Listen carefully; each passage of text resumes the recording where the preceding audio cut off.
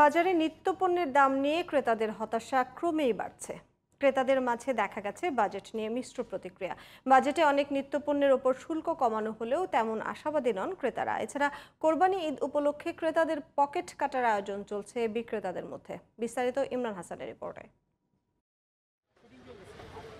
Budget ঘোষণার পরও স্বস্তি ফিরছে না নিত্যপণ্যের বাজারে। এখনও চড়া অধিকাংশ নিত্যপণ্যের দাম। নগরীর বিভিন্ন বাজার ঘুরে দেখা যায় 15 থেকে 20 টাকা বেড়ে বিক্রি হচ্ছে সব ধরনের সবজি। পেঁয়াজ, রসুন, আদা সহ মশলার দামেও নেই স্বস্তি। বাজারের এমন ঊর্ধ্বমুখী প্রবণতায় রীতিমতো হতাশ ভোক্তারা। বাজেটের আগে সবজির দাম যেমন ছিল এখনো আগের মতোই আছে। বাজেট থেকে বলে কমানো হয়েছে, কিন্তু খোলা বাজারে কিনতে গেলে তো কম নাই, এই দাম দিয়ে কিনতে হয় আমাকে। তো কালকে তুই হয়েছে বাজেট ঘোষণা, কিন্তু আজকে তো বাজেট তো আমি দেখতেছি আগের মতোই আছে আর কি। এখন দেখতেই আমার এই 2-4 দিনের ভিতরে কি হয়। আবারও বাড়তি ডিমের দাম। প্রতি ডজন ডিম বিক্রি হচ্ছে 150 থেকে 160 টাকায়। এছাড়া চাল, ডাল ও চিনির দাম আগের মতোই বাড়তি বলে অভিযোগ ক্রেতাদের।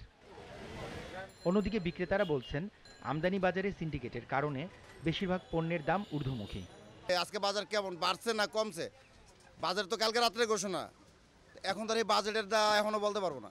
পেঁয়াজ 90 টাকা, আলু 60 টাকা, এটা 65 টাকা, আর রসুন হচ্ছে 140, আর আদা হচ্ছে আপনার 260 টাকা, আর আপনার কপি 50 টাকা বেশি, টমেটো 80 টাকা, আর আপনার চিচিঙ্গা 60 টাকা।